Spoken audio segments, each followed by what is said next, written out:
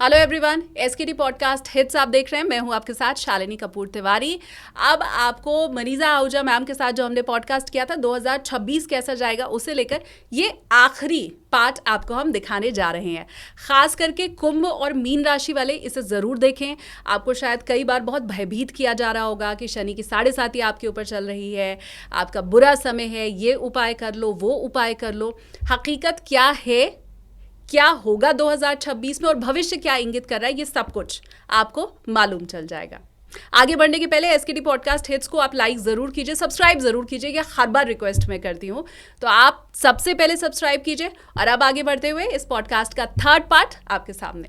ये चर्चा मैंने छेड़ी ही इसीलिए थी क्योंकि पिछले साल जब मैं 2026 का पंचांग बना रही थी तो मैंने देखा 26 में 4 ग्रहण पड़ेंगे और ये हुआ था 2020 में भी इसके पहले। तो मैंने ये बात ही इसलिए छेड़ी थी कि कभी अगर दोबारा आपको समय मिले तो हम ग्रहण के ऊपर भी अगर चर्चा करें। Why not? हाँ, हमें और थोड़ा ज्ञान मिल पाएगा ग्रहण के बारे में भी। आप कमेंट करो अगर मैम के साथ आप सुनना चाहते हैं चर्चा ग्रहण के ऊपर।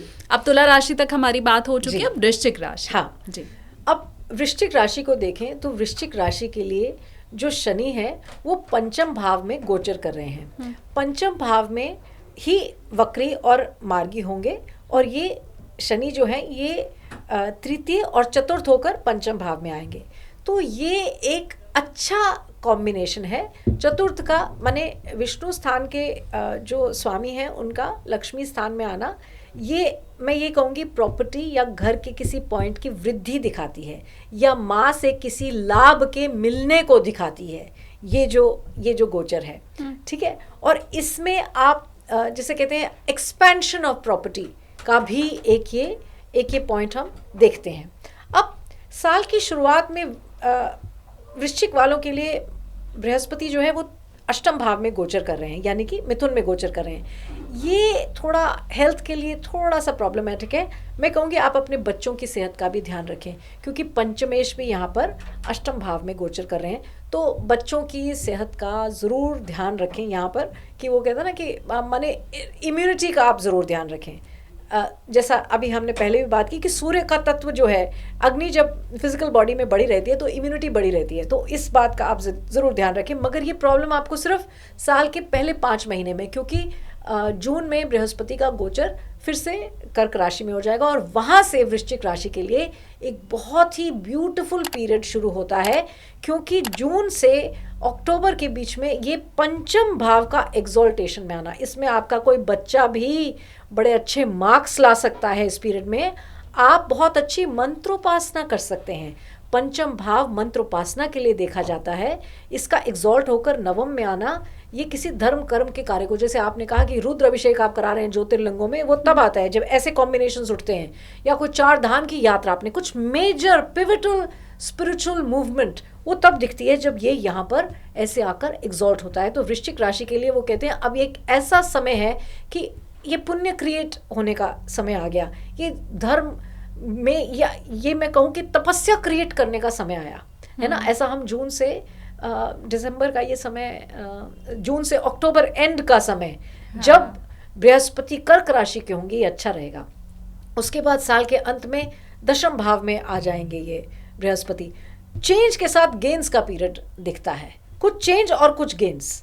अब ये ज़रूरी नहीं है कि नौकरी ही बदली जा रही है, कई बार वो होता है कि my work purview is changing, वो परव्यू, मगर ये गेन्स दिखाएगा यहाँ पर, ये आप जानिए, ठीक है। अब यहाँ पर राहु केतु का चतुर्थ और दशम पर गोचर ऑलमोस्ट पूरे साल का है, लास्ट वीक में ही बदलता है नवंबर के। इसके चलते आप चेस्ट हेल्थ का थोड़ा ध्यान रखें, आपको कंजेशन ना हो, आप इसका भी ध्यान रखें और अपने बॉसेस से बनाए रखने की कोशिश करें। मतलब don't get into conflict with them head on. कई बार क्या होता है कि दूसरा आदमी भी सही होता है, हमारे बोलने का तरीका ज़रा हम अथॉरिटी को बिल्कुल ही वो करते हैं, क्वेश्चन करते हैं। वो समझना चाहिए कि जो लीडर होता है वो भी बहुत चैलेंजेस से गुजरता है, तो ये अगर ना करें, थोड़ा सामंजस्य बना के रखें तो जीवन में थोड़ा बना रहेगा बैलेंस। अब वृश्चिक राशि वाले क्या करें? देखिए, वृश्चिक राशि भी अगर हनुमान जी की उपासना करें तो फलदायी है। इसके साथ साथ राम रक्षा स्तोत्र और हनुमान चालीसा, अगर ये दोनों को पढ़ा जाए तो वैसे ये कोई भी राशि के लोग कर सकते हैं, मगर यहाँ पर सिंह राशि जो है दशम भाव में भी आ रही है, इसलिए मैंने वृश्चिक के लिए बोला राम रक्षा स्तोत्र और उसके बाद हनुमान चालीसा। और ये भी हमारे गुरुजी ने हमें बताया कि राम रक्षा स्तोत्र तो काफ़ी बड़ा स्तोत्र है, जो इसे शॉर्ट फॉर्म में करना चाहते हैं तो इसमें 2 श्लोक ऐसे आते हैं जिससे हम कहते हैं कि अगर आपने ये पढ़ लिया तो इसेंस राम रक्षा स्तोत्र का आपने पूरा पढ़ लिया। इसलिए इन्हीं दोनों श्लोकों को एक यूनिट बना के हम 27 बार, कई बार 108 बार भी पढ़ सकते हैं। इसे आप हनुमान जयंती पे पढ़ सकते हैं, इसे आप राम नवमी पे भी पढ़ सकते हैं। ये राम रक्षा के ही 2 श्लोक हैं। लोकाभिरामम रणरंग धीरम राजीव नेत्रम रघुवंशनाथम कारुण्य रूपम करुणाकरम तम श्री रामचंद्रम शरणम प्रपद्ये मनोजवम मारुततुल्य वेगम जितेन्द्रियम बुद्धिमताम वरिष्ठम वातात्मजम वानरयूथ मुख्यम श्री रामदूतम शरणम प्रपद्ये। जी, बहुत शानदार। और ये पहली बार है जब मुझे रेमेडी का कॉम्बिनेशन पता चल रहा है। जैसे एक डॉक्टर को पता होता है ना कि इस दवाई के साथ इसका कॉम्बिनेशन कौन सा है, तो ये पहली बार हमें पता चल रहा है कि ये वाला स्तोत्र तो हम पढ़ ही सकते हैं, लेकिन उसके साथ कंबाइन करके वो जो कॉम्बिनेशन और डेडली हो जाता है वो आज हमें पता चल रहा है। अब अगली राशि है धनु राशि। धनु राशि वालों के लिए कैसा रहेगा 2026? देखिए, धनु राशि वालों के लिए 2026 कैसा रहेगा इसको समझें तो शुरुआत में तो बृहस्पति सप्तम भाव में गोचर करेंगे धनु राशि के लिए। तो विवाह, अगर कोई आपकी बात चल रही है, बात पूरी नहीं हुई है, तो साल के पहले 5 महीने किसी इस योग को बिल्कुल फलदायी कर देंगे, क्योंकि बृहस्पति का लग्नेश होकर सप्तम भाव में गोचर रहेगा। मगर जैसे ये बृहस्पति फिर उसके बाद अष्टम भाव में गोचर करेंगे जून से अक्टूबर के बीच में, तो स्पेसिफिकली धनु राशि वाले लोगों को अपनी हेल्थ का ध्यान रखना पड़ेगा। अगर कोई ऐसी चीज़ जो पहले थोड़ा सा प्रॉब्लम दे रही थी, वो यहाँ पर क्रॉनिसिटी यानी कि थोड़ी गहरी हो जाएगी। क्रॉनिसिटी का योग पकड़ता है। कोई छोटी प्रॉब्लम, जो प्रॉब्लम छोटी है, वो यहाँ पर जून से लेकर अक्टूबर तक क्रॉनिसिटी का योग पकड़ती है। तो इस बात के लिए थोड़ा सा केयरफुल रहें। अब यहाँ पर ये भी समझना पड़ेगा कि धनु राशि के लिए तृतीय और नवम भाव पर राहु केतु का ये गोचर चल रहा है। तो ये जो गोचर है ये पिता को, क्योंकि केतु यहाँ पर नवम भाव में आ गए हैं, तो आप जानते हैं राहु केतु का गोचर 18 महीने का है। तो इसमें फादर की हेल्थ का थोड़ा ध्यान रखना पड़ेगा। आपके फादर के बिजनेस में या आपके फादर के जॉब में, या तो अब इस टाइम रिटायरमेंट का समय आ रहा है, या बिजनेस में कुछ मेजर चेंजेस का समय आ रहा है। अगर चेंजेस आ रहे हैं तो उन्हें बहुत सोच समझ के आगे बढ़ा जाए। बहुत आंख बंद करके कैपिटल इन्वेस्टमेंट ना कर दी जाए, ताकि वो बहुत ज़्यादा रिस्क का जो फैक्टर है उसको जितना आप कर्ब करेंगे, जितना कम करेंगे, वो बेहतर रहेगा। इसलिए ये बात सिर्फ हेल्थ की नहीं हो रही, यहाँ पर फादर के प्रोफेशन की भी हो रही है। इस बात का आप ध्यान रखें। अब धनु राशि वालों के लिए चतुर्थ भाव में शनि का गोचर रहेगा, जून 2027 तक रहेगा, है ना। अब 26 के साल में भी है वक्री मार्गी उसी भाव में। तो देखिए, ट्रेडिशनल क्लासिकल एस्ट्रोलॉजी में चतुर्थ में शनि के गोचर को थोड़ा सा प्रॉब्लमैटिक माना गया है ना। तो इसलिए यहाँ पर आपकी चेस्ट हेल्थ का आप ध्यान रखें, अपनी माँ की हेल्थ का ध्यान रखें। कई बार क्या होता है, कोई प्रॉपर्टी आपकी पुरानी पड़ी हुई वो जर्जर हो रही है, जिसे हम कहते हैं, है ना, बहुत ज़्यादा डिलैपिडेटेड जिसे हम कहते हैं सिचुएशन में आ रही है। बिल्कुल उसके दरवाजे टूट रहे हैं, पेंट निकल रहा है।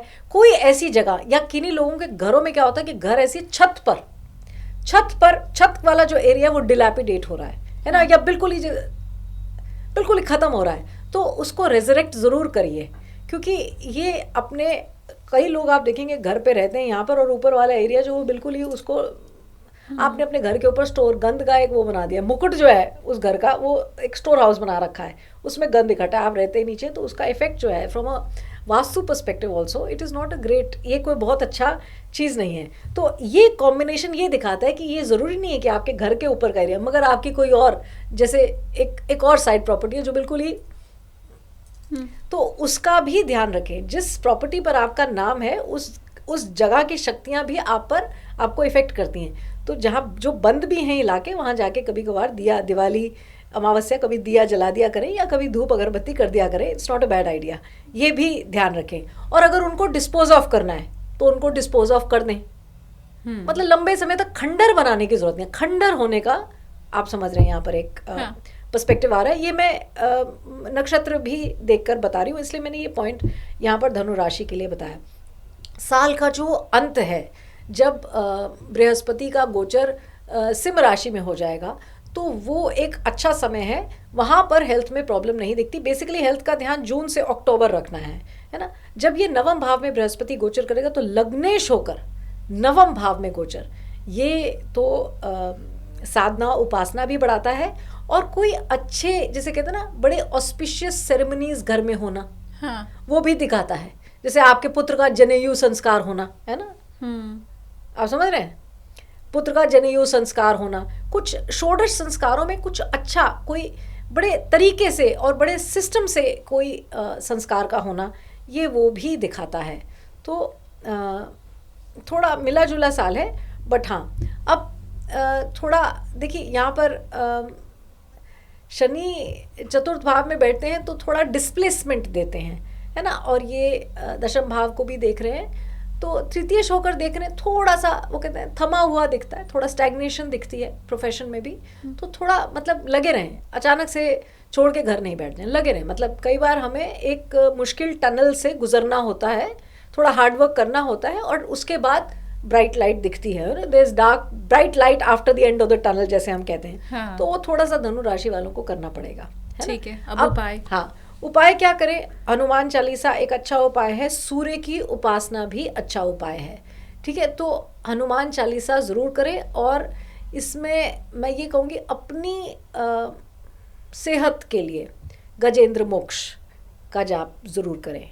गजेंद्र मोक्ष वैसे ही एक बड़ा ब्यूटीफुल और बड़ा ही पावरफुल स्तोत्रम है। मैं बहुत लोगों को कहती हूँ कि जब भी श्राद्ध पक्ष आए, आप अपने पितरों के लिए गजेंद्र मोक्ष करें, है ना। जैसे आपने 3 गजेंद्र मोक्ष 16 के 16 श्राद्ध में किया, और आपने कहा कि मैं ये अपने पितरों को समर्पित करता हूँ, तो आप देखेंगे वो ये ऐसे, ये जो उपाय हैं, ये सडनली, ये देखिए, तपस्या हमेशा कहानी के कोर्स को बदल देती है। आपके भाग्य के, आपके डेस्टिनी को, कोर्स को, जो रास्ता है, जैसे नदी का कोर्स होता है ना, वो तो आपके भाग्य के कोर्स को बदल देगी तपस्या, है ना, ये ही बदलेगी। ठीक है। और आपको जागरूक कर देगी, सत्य आपको क्लियरली दिखेगा। आप जानेंगे कि मृत्यु लोक का जीवन है। कुछ तो परेशानी आएगी, आप सोचेंगे हर चीज़ का मैं उपाय ढूंढ लूँ, ऐसे ठीक हो जाए सब, तो नहीं होगा। ठीक बात, मेहनत उसके लिए करनी होगी, साधना उसके लिए करनी होगी, और पूजा पाठ करना होगा। ये बड़ा शानदार मुझे आपका लगता है। हाँ। कि आप ये रत्न पहन लो या ये उपाय कर लो की जगह आप कैसे सीधे भगवान से डायरेक्ट कनेक्शन होगा, वो वाले उपाय हमें बता दिए। अब अगली राशि पर बढ़ते हैं, मकर। उनका कैसा रहेगा 2026? हाँ, देखिए, मकर राशि को समझें तो लग्नेश जो है वो तृतीय भाव में, यानी कि मीन राशि में वक्री मार्गी पूरे साल में शनि जो है वक्री मार्गी होंगे। तो आप किसी इंटरेस्टिंग हॉबी में अपने आप को इन्वॉल्व कर सकते हैं, और वो हॉबी आगे चल के आपको कुछ सोर्स ऑफ इनकम भी बढ़ सकती है।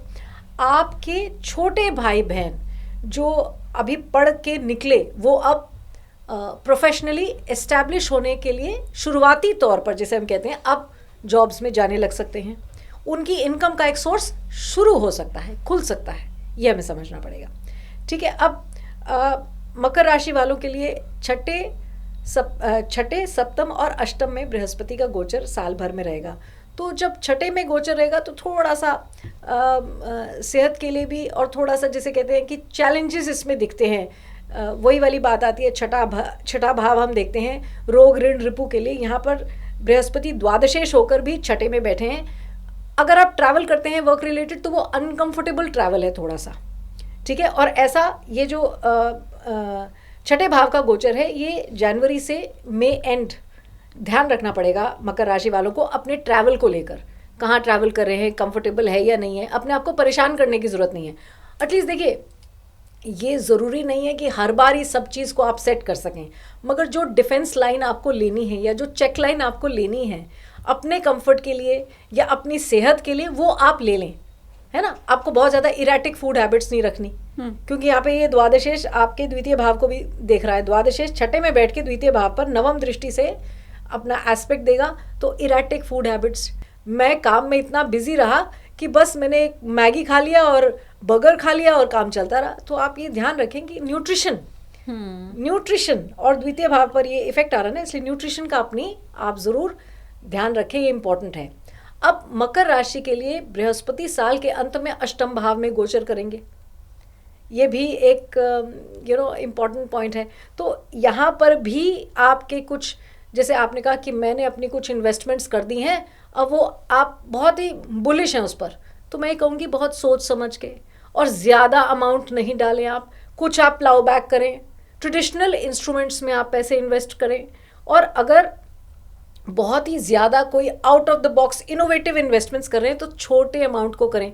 रिस्क से ग्रसित होकर फिर आपको मेंटल स्ट्रेसेस हो जाएं, आपको टेंशन्स हो जाएं, हाँ। उनसे आपको बचना है इस साल में। मकर राशि वालों को ये बात का ध्यान रखना पड़ेगा, ठीक है। अब यहाँ पर वैसे देखा जाए तो संतान उत्पत्ति का योग भी दिखता है। जिनके वैवाहिक जीवन में अभी ये खुशी नहीं आई, उनको ये खुशी आने का भी योग दिखता है, मगर बहुत ही केयरफुली मॉनिटर करें फीटल ग्रोथ को, हम ये बोलेंगे, ठीक है। अब क्या जाप कर सकते हैं मकर राशि वाले, इसमें सूर्य की उपासना भी कर सकते हैं आप, ये इम्पॉर्टेंट है आपके लिए। सूर्य की उपासना आपकी हेल्थ को भी बचाती है, ठीक है, क्योंकि यहाँ पर ना ये राहु केतु का भी जो गोचर है वो द्वितीय और अष्टम के एक्सिस पर रहेगा almost for the whole year. तो हेल्थ जो है, और मैंने वही फाइनेंशियल सेफ्टी की बात की, ये दोनों चीज़ें थोड़ी सी प्रॉब्लमेटिक दिखती हैं यहाँ पे। और इरेटिक फूड हैबिट्स की मैंने बात की, इन चीज़ों का थोड़ा सा ध्यान रखना पड़ेगा। और बहुत ज़्यादा पैसे जो हैं वो आप ये सोचें कि मैं परेशानी में हूँ, मैं किसी जगह जाता हूँ, किसी ऑकल्ट में आपने बहुत पैसे बर्बाद कर दिए कि मैं कोई उपाय कराऊंगा, ये कोई बहुत पैसे बर्बाद ना कराएं आप, क्योंकि आप सिंपली जाने कुछ चीज़ों को तो समर्पित ही होना पड़ता है। हाँ। नहीं तो अगर मृत्यु लोक में हर चीज़ का उपाय होता तो कोई भी आदमी लॉसेस में नहीं आता और सभी उपाय करके तर गए होते, ऐसा नहीं है। किसी किसी को अपने कर्म को बर्दाश्त हमें करना ही होगा, जो पहले किया है उसे अब एग्जॉस्ट करना होगा। इसलिए बातों में आके अपने पैसे को ना गंवाएं, ये भी जानना ज़रूरी है। अब क्या करें, सूर्य की उपासना कर सकते हैं, हनुमान चालीसा कर सकते हैं, और अमावस्या को अगर माँ काली को आप वर्शिप करें तो आपके लिए भी अच्छा रहेगा मकर राशि वालों के लिए। बहुत विस्तृत मुझे लगता है मकर राशि वालों, आपको डिटेल में पता चल चुका है कि 2026 कैसा रहेगा। तो इन सारी बातों की सावधानी आपको रखनी है। और जब इतने अच्छे मैं तो हमेशा कहती हूँ कि उपाय आपको पता चल रहे हैं, मार्गदर्शन पता चल रहा है, तो आप फटाफट से पॉडकास्ट को लाइक भी यहाँ पर कीजिए। अब कुंभ राशि की हम चर्चा करें। कुंभ राशि सबसे ज़्यादा वायरल होती है, ये मैं पहले आपको बता दूं। अच्छा। और सबसे ज़्यादा व्यूज़ हमें कुंभ राशि पर ही आते हैं, मतलब कुंभ राशि वाले बड़ा एक्टिव रहते हैं, ये तो मुझे पता चल चुका है। अच्छा। अब 26 कैसा रहेगा उनका? हाँ, देखिए कुंभ राशि वालों के लिए ये इंटरेस्टिंग है कि राहु केतु का लग्न और सप्तम पर ही ये गोचर रहेगा नवंबर लास्ट वीक 2026 तक, है ना। ये ऑलमोस्ट साल के 11 महीने तो लग्न और सप्तम पर ये राहु केतु का गोचर है। तो जब भी ऐसा होता है तो मैं ये कहूँगी ये अनकन्वेंशनल थिंकिंग जो है वो सीमित रखें, मॉडरेशन में रखें, है ना। अनकन्वेंशनल थिंकिंग में कई बार हम बिल्कुल ही नए आइडियाज़ ले लेते हैं, ये बंद कर देते हैं, वो बिज़नेस शुरू कर देते हैं, वो छोड़ देते हैं, दूसरे शहर में जाते हैं, वहाँ इन्वेस्टमेंट करते हैं, वहाँ एक फैक्ट्री लगा लेते हैं। तो अगर ऐसे आइडियाज़ आपको ग्रसित कर रहे हैं तो उन्हें, वो कहते हैं ना, एक बार विजडम के फिल्टर या प्रिज्म से उस आइडिया को ज़रूर देखें। जैसे आप विजडम के लेंस से अपने इस out of the box idea को देखेंगे तो आप उसको फिर थोड़ा सा कर्व करेंगे, उस आइडिया को थोड़ा सा जिसे कहते हैं ऑन ग्राउंड रियलिटी क्या है उस आइडिया की, उसको समझेंगे और फिर उसको एग्जीक्यूट करेंगे। तो एक तो इस बात का आप ध्यान रखें, ठीक है। अब कुंभ राशि वालों के लिए द्वितीय भाव में शनि मार्गी वक्री साल भर होने वाले हैं। तो अब ये शनि यहाँ पर द्वादशेष भी हैं, तो आपको फॉरेन ट्रैवल भी दिखा सकते हैं। फॉरेन ट्रैवल में what is the kind of food that you are eating, उसको भी केयरफुली समझना पड़ेगा। फॉरेन ट्रैवल में आपको बंधन महसूस हो सकता है कि मैं गया तो था वहाँ पे 15 दिन के लिए, मैं रह गया वहाँ पे 2.5 महीने के लिए, मैं तो उस हिसाब से प्रिपेयर्ड नहीं था। ये परेशानी भी दिखाता है, इरेटिक फूड हैबिट्स भी दिखाता है, या आहार का अभाव दिखाता है। मैं इरेटिक फूड हैबिट्स ना बोलकर इसको बोलूँगी, वो हमने मकर राशि के लिए स्पेसिफाई किया, दोनों राशियाँ शनि की है, मगर यहाँ पर मैं स्पेसिफाई कहूँगी आहार का अभाव, लॉन्ग डाइटिंग। आपने सेल्फ प्रोग्नोसिस किया कि अब ऐसे नहीं, ऐसे खाना खाएंगे, तो मैं लॉन्ग डाइटिंग करूँ और फिर वो लॉन्ग इंटरिम फास्टिंग से, मैं कह रही हूँ करिए, आपको जैसे भी करना है। हमारा परंपरागत फास्टिंग तो है, आप एकादशी का फास्ट करें, आप मत्स्या का, अमावस्या का फास्ट करें, मगर अगर आप अपने सिस्टम से भी, अपने डाइट के हिसाब से भी फास्ट करें, do not compromise on your nutrition is what I would say. अब आप ये देखिए कि कुंभ राशि वालों के लिए पंचम, छठा और सप्तम ये बृहस्पति का गोचर रहेगा। तो पंचम भाव का गोचर जो है, क्योंकि यहाँ पे बृहस्पति द्वितीयेश भी हैं, तो द्वितीय और पंचम का कनेक्शन जब आता है तो लक्ष्मी की कृपा होती है ना, ये लक्ष्मी स्थान माने गए हैं, है ना। तो जब ये कॉम्बिनेशन आया कि द्वितीयेश का पंचम में गोचर आया, तो लक्ष्मी की बढ़त दिखती है, बिजनेस में गेन्स दिखते हैं, नए बिजनेस के सोर्सेज बढ़ सकते हैं, फॉरवर्ड बैकवर्ड इंटीग्रेशन जिसे हम कहते हैं बिजनेसेस की, वो बढ़ सकती है। तो यहाँ पर एक पॉजिटिव योग उठता है, और ये स्पेसिफिकली साल के पहले 5 महीने का है, ठीक है। अब बृहस्पति उसके बाद जब छठे भाव में यानी कि कर्क में गोचर करेंगे, है ना, तो आपने फिर वहाँ अपने कुटुंब के सदस्यों की हेल्थ का ध्यान रखना है। आपकी फैमिली के, आप नहीं मगर आपकी फैमिली के, एक्सटेंडेड फैमिली के लोगों की हेल्थ का भी आपने ध्यान रखना है। यहाँ एकादशेश होकर भी बृहस्पति छठे में जाएगा, तो जिसे कहते हैं कि इस समय में लोन्स मत लीजिए, इस समय में प्रॉब्लम जो दिख इतनी रही है, वो जब आप उससे लड़ेंगे या उससे जूझेंगे तो आपको लगेगा वो इतनी नहीं, वो इतनी है। जैसे टैक्स के कुछ मामले हम समझ रहे थे या सलटा रहे थे, वो इतने नहीं, वो इतने हैं, वो गहरे हैं। सो प्रॉब्लम्स जो सीम करेंगी छोटी हैं मगर गहरी होंगी। एकादशेश और षष्ठेश का लिंक जब भी आता है तो ये प्रॉब्लम्स को बढ़ाता है, इन्फ्लेम करता है, इन्फ्लेट करता है। तो ये ध्यान रखें इन चीज़ों का। अपनी स्टमक हेल्थ का ध्यान रखें। आप वेट गेन कर सकते हैं जून से अक्टूबर के बीच में, ठीक है। और अगर बॉडी में इन्फ्लेमेशन हो सकती है, पित्त प्रवृत्ति बढ़ सकती है, और स्पेसिफिकली ये आप, जैसे कई लोग कहते हैं स्टमक में ब्लोटिंग हो रही है, तो स्टमक हेल्थ और उसमें ब्लोटिंग होना, अगर ऐसा हो तो मिल्क प्रोडक्ट से आप थोड़ा सावधान रहें, ठीक है। जैसे ही ये सप्तम भाव में गोचर करेगा नवंबर दिसंबर के मास में बृहस्पति, तो तब कोई विवाह प्रसंग को एक्टिवेट कर सकता है और उसे फ्रूइशन की तरफ ले जा सकता है, यानी कि विवाह करवा सकता है बृहस्पति का ये गोचर साल के अंत में। जी, शहनाई बजेगी। बिल्कुल, हाँ। ये करा सकता है, मगर मैं हमेशा कहती हूँ 12 प्रकार की डेस्टिनी नहीं है। अगर इसे बहुत सूक्ष्म तरीके से देखें या समझें, मैं हमेशा कहती हूँ कि अपनी कुंडली को समझने के लिए उसे इंडिविजुअली अगर आप देखें तो वो ज़्यादा ज़रूरी होता है, क्योंकि ये हम जनरली बता रहे हैं कि हर राशि के लिए कैसा रहेगा, मगर 12 प्रकार की तो जीवन या डेस्टिनी नहीं है ना। वो जो फाइनल पॉइंट्स हैं उसको समझने के लिए, फाइनल पॉइंट्स को समझने के लिए आपको अपना चार्ट दिखाना चाहिए। और नहीं भी दिखाएं तो मैं ये कहती हूँ आप माने कि जीवन एक थ्रिलर नॉवल है, आप गुजरे इसमें से। ठीक बात। अब कुंभ राशि वाले करें क्या? हाँ, कुंभ राशि वाले क्या करें? देखिए, कुंभ राशि वाले जो है, जब मैं हेल्थ का यहाँ पर देखती हूँ पॉइंट, तो मैं कहती हूँ कि महादेव की उपासना करें। शिव कवच पढ़ने से हेल्थ में कैसे भी प्रॉब्लम्स हों, और ये सिर्फ कुंभ राशि नहीं, ये सभी ध्यान रख सकते हैं। शिव कवच, नारायण कवच, दुर्गा कवच, हनुमत कवच, ये बड़े ही पावरफुल कवच कहे गए हैं, मगर शिव कवच बहुत ज़्यादा प्रचलित नहीं है। मगर शिव कवच बड़ा ही पावरफुल कवच है, इसे आप पढ़ के देखें। शिव कवच नहीं तो दुर्गा कवच आप कुंभ राशि वाले पढ़ के देखें और आपको इसका ज़रूर बेनिफिट होगा। मैं सभी को कहती हूँ तीन कवच, जैसे हमारे जो ज्योतिष गुरु हैं राव सर, उन्होंने हमेशा कहा नारायण कवच 3 बार कीजिए, एक बार अपने राष्ट्र के लिए, एक बार अपने लिए, एक बार अपनी फैमिली के लिए। ये 3 बार अगर सभी करने लगें, और आप जाने कि जब जब सामूहिक जप आप करते हैं, जैसे आपकी पूरी फैमिली, आपने RWA में ये सेटअप किया कि बुधवार के दिन हम बैठेंगे और नारायण कवच पढ़ेंगे, आप माने कि आने वाली आपदा को आप शांत कर सकते हैं ऐसा करके, अगर आप सामूहिक जप करेंगे तो। किसी ज़माने में तो अगर लोग बैठ जाएं, एक साथ एकत्रित हो जाएं और हनुमान चालीसा भी एक साथ 108 बार पढ़ें, ऐसी ऊर्जा क्रिएट होगी, अणु परमाणु जो उस स्थान के, ऐसी ऊर्जा क्रिएट होगी कि आने वाली विपदा भी काफ़ी हद तक क्षीण हो जाएगी।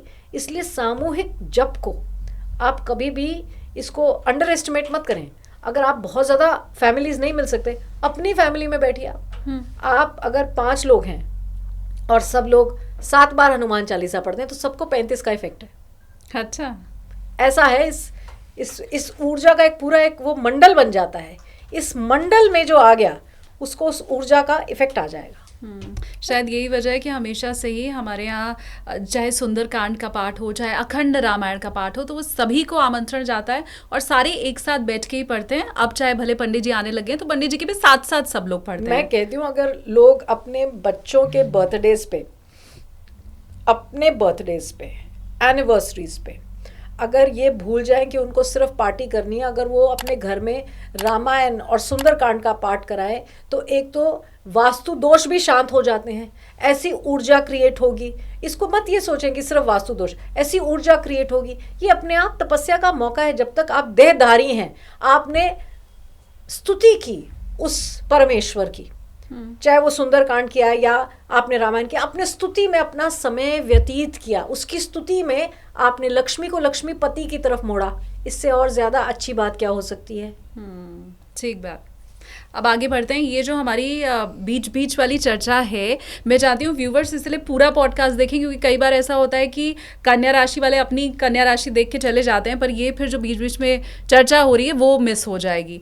तो ये आप दूसरों तक फॉरवर्ड भी करें और कमेंट करके बाकी लोगों को आगाह भी कर दें कि पूरा पॉडकास्ट देखना ज़रूरी है, क्योंकि किसी दूसरी राशि वाले में भी जो गंभीर चर्चा हुई है, अध्यात्म की चर्चा हुई है, वो आपसे मिस ना हो जाए, इसके लिए ये ज़रूरी है। अब 11 राशियों के ऊपर चर्चा हम कर चुके हैं। अंतिम राशि बच रही है मीन राशि।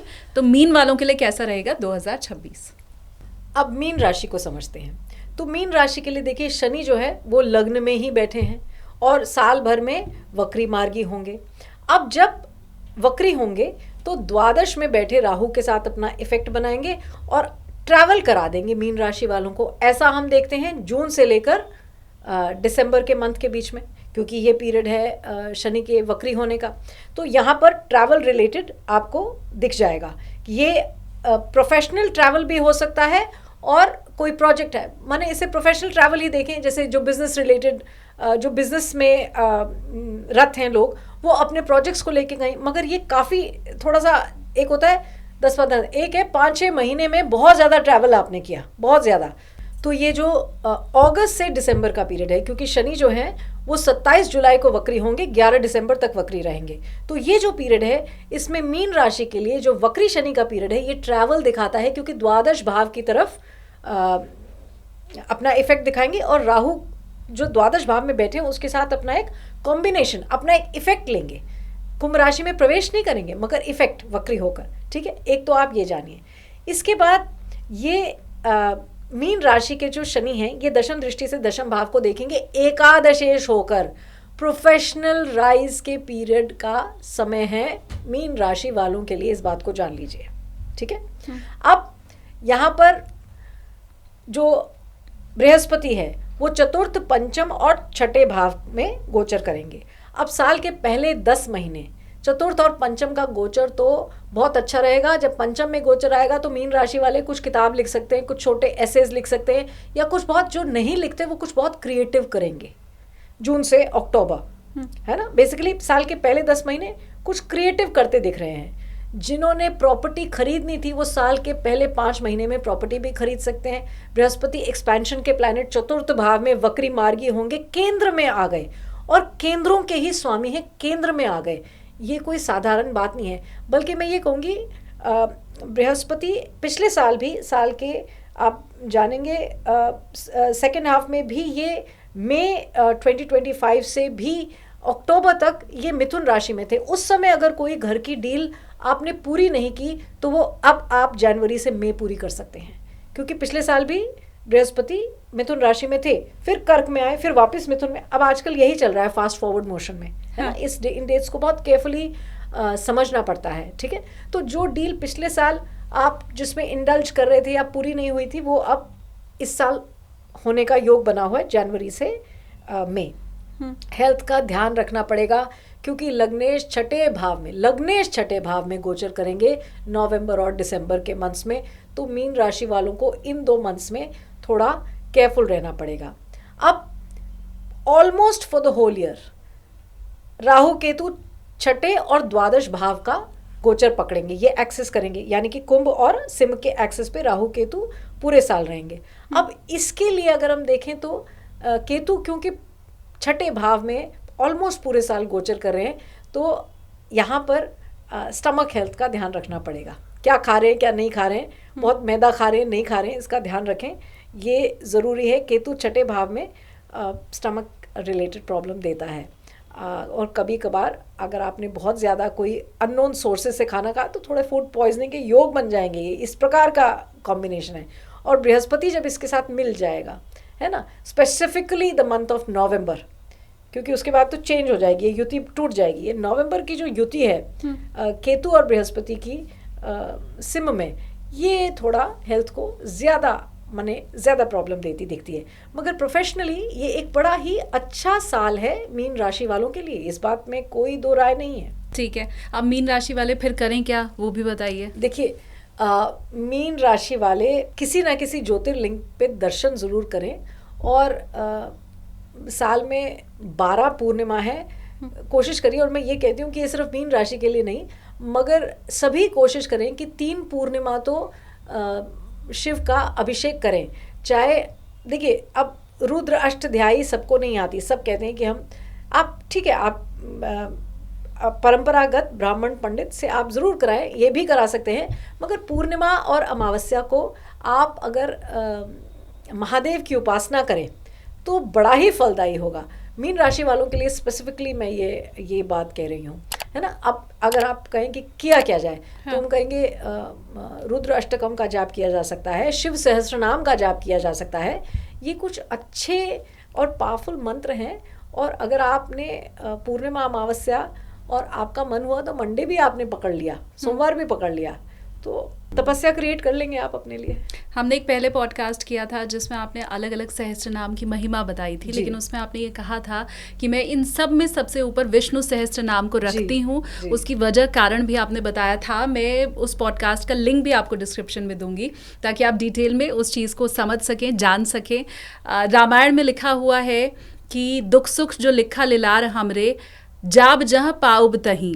तो जो लिखा है वो तो होना ही है, बावजूद इसके हम अपने कर्मों से, आध्यात्म से, प्रभु की भक्ति से उसको कुछ कम कर सकते हैं। शुभकामनाएं मेरी आप सभी को है। 2026 बहुत मंगलमय रहे। 2025 में मैम क्योंकि कुछ बुरी खबरें सामाजिक तौर पर हमने देखी हैं, तो उम्मीद हमेशा यही रहती है कि आगे और अच्छी किरण मिलेगी और हम आगे जाएंगे, देश आगे जाएगा, राष्ट्र आगे बढ़ेगा।